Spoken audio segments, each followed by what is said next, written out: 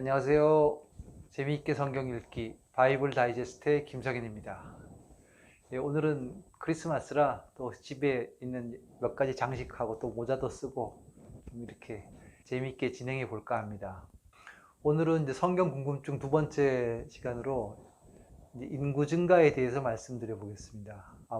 인류 전체 인류 증가를 얘기하는 건 아니고 430년 동안 이스라엘 민족이 이집트에서 노예 생활을 했잖아요. 요셉이 총리가 돼서 이제 가족들을 데리고 70명이 들어갔다가 430년 후 출애굽할 때 60만 명 가까이 되어가지고 출애굽을 했다, 이런 성경의 기록이 있습니다. 그래서 430년 동안 70명에서 60만 명으로 이러는 것이 과연 인구 증가율이 어떻게 되는 것이고, 그 당시 우리가 지금 과학적으로 알고 있는 그런 숫자하고 비교했을 때 얼마큼 차이가 나고, 또 그것이 과연 어떤 리즈너블한 숫자인가, 그런 것들을 한번 제가 계산을 해 봤습니다. 먼저 출애굽한 시점은 1446년, 그리고 역으로 430년을 빼면은 BC 1876년에 야곱의 가족들이 이집트로 들어간 것이죠. 요셉 총리의 보호하에 일정 지역에서 살면서 계속 자손을 낳았는데 430년 지난 후에는 그 성경의 기록에 보면은 워낙 그 노예들이 출산을 많이 하고 수가 너무 늘어나니까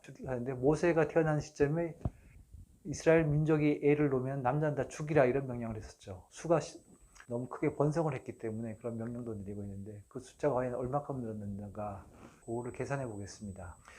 처음에 창세기 46장 27절을 보면은 이제 1876년이요. 그때 이스라엘 민족이 이집트로 들어간 숫자가 70명이라고 되어 있습니다.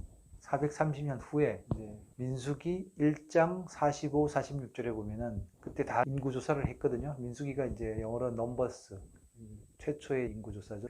조사를 해보니까 60여만 명이 됩니다. 근데 그 숫자에는 20세 이상 성인 남자인데 또 레위 족속은 빠져 있어요. 그래서 그걸 레위 족속이 다른 족속하고 똑같은 비율로 있다고 가정했을 때 추정해 보면 한 65만 명 정도 되는 걸로 계산이 되더라고요. 그래서 430년 동안 70명이 65만 명이 되었다면 과연 인구 증가율이 어떻게 되는 것인가, 그걸 계산해 보니까 평균 2.15%씩 증가한 거예요. 430년 동안.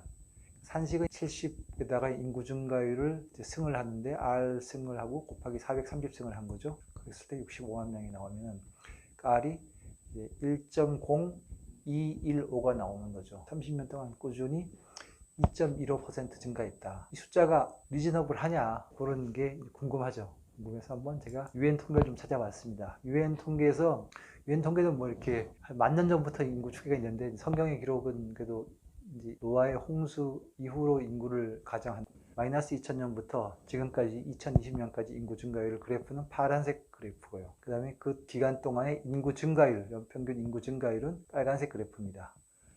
인구 증가율 그래프는 정점을 찍어서 조금 내려오고 있고, 인구는 계속 지금 늘어나고 있죠. 이걸 좀 기간을 좀 줄여서 한 인구가 폭증하기 직전까지, 폭증하는 시점이 언제인가, 그런 걸 보기 위해서 BC 1000년부터 지금까지 다시 한번 봤습니다.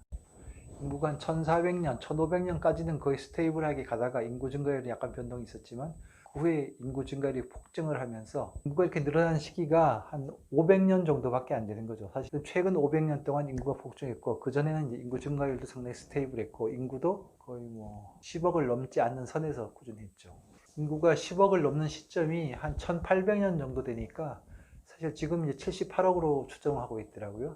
불과 200년 사이에 인구가 뭐 거의 7배 가까이 늘은 거죠. 그리고 사실 1800년 이전은 거의 스테이블하게 10억 이하에서 차츰 미미하게 증가했던 것 같습니다. 이 빨간색 인구 증가율 그래프를 보면은 1.9%, 최대 아주 인구가 폭증했던 시기에도 인구가 증가율이 1.9% 이상 늘지 않아요. 물론 전 세계니까 조금 뭐 그렇긴 한데, 이것만 보더라도 한 430년 동안 어느 한 민족이 2.15%로 꾸준히 증가했다는 것은 상당히 높은 증가율인 거죠. 그리고 출애굽이 BC 1446년경이니까 그 BC 1500년 시기에 평균적인 인구 증가율은 얼마일까? 다시 이제 UN 통계를 가지고 찾아보니까 그 시기에 세계 인구는 한 5천만 명 정도 됐고요. 인구 증가율은 평균적으로 0.1%에서 0.2% 사이였던 것 같습니다. 저기 파란 원으로 이렇게 표시된 시기인데요. BC 2000년에서 한 1000년 사이 그 시기에 인구는 한 5천만 명, 세계 인구는. 그리고 인구 증가율은 0.1에서 0.2% 정도.